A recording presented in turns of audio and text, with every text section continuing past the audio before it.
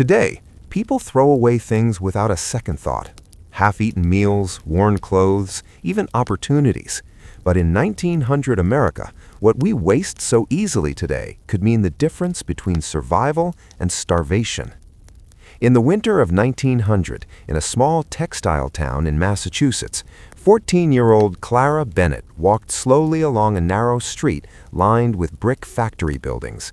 The air was thick with smoke from coal-burning furnaces, and the sound of machines echoed endlessly from inside the mills. Snow had fallen the night before, but it was already turning gray under the weight of soot and footsteps.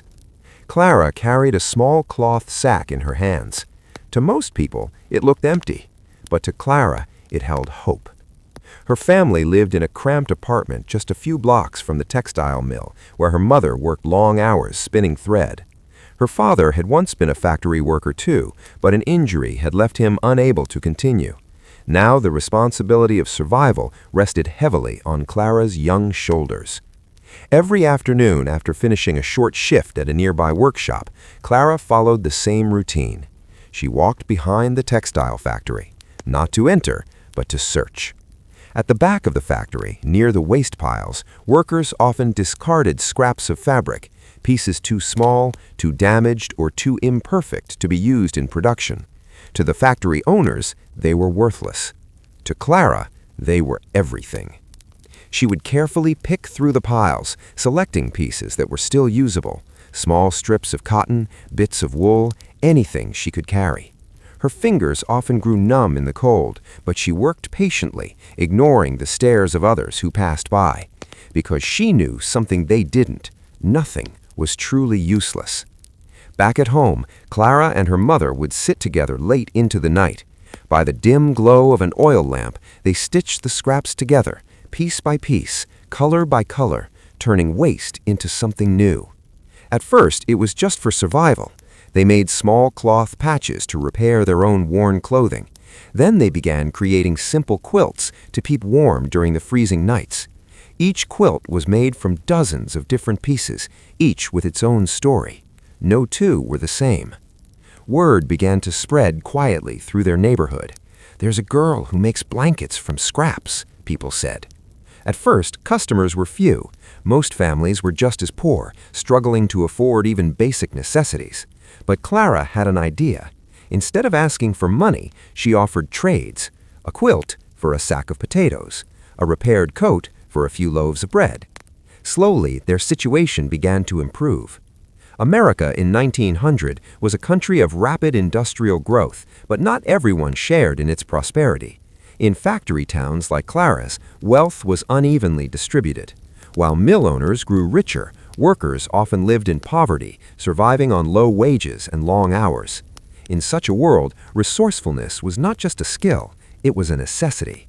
Clara understood this better than most. One evening in early 1902, something unexpected happened. A woman from a wealthier part of town visited their small apartment. She had heard about Clara's quilts and wanted to see them for herself. As she examined the pieces, her expression changed.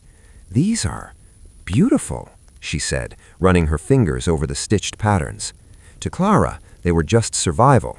To others, they were art. The woman purchased 2 quilts, not with food, but with money, real money. It was the first time Clara had ever been paid that way for her work. That moment changed everything. With the small amount she earned, Clara bought better thread and needles. She began selecting scraps more carefully, focusing not just on function, but on design. Colors were arranged with intention. Patterns became more detailed. Her quilts were no longer just practical, they were valuable. By 1905, Clara had gained a small but steady reputation. People from nearby towns began to hear about her work. Orders increased. What had started as a desperate act of survival was slowly becoming a source of income. But Clara never forgot where it all began.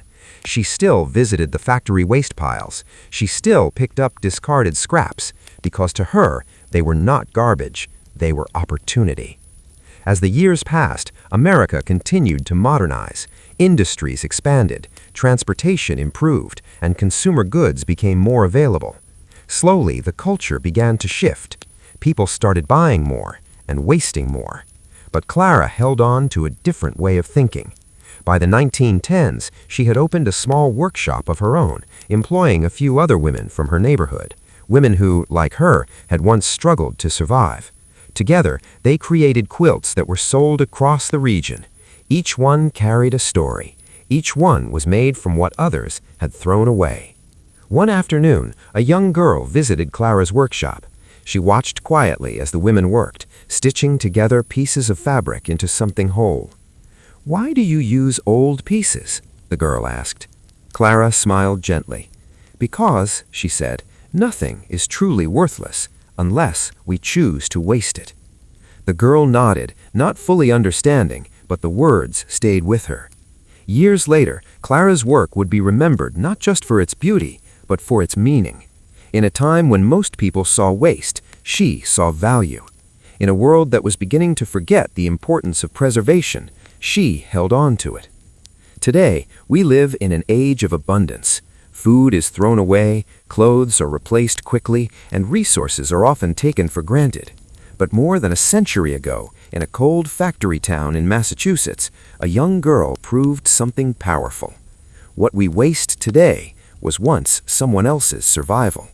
And sometimes, the difference between struggle and success is not what we have, but how we use what others throw away.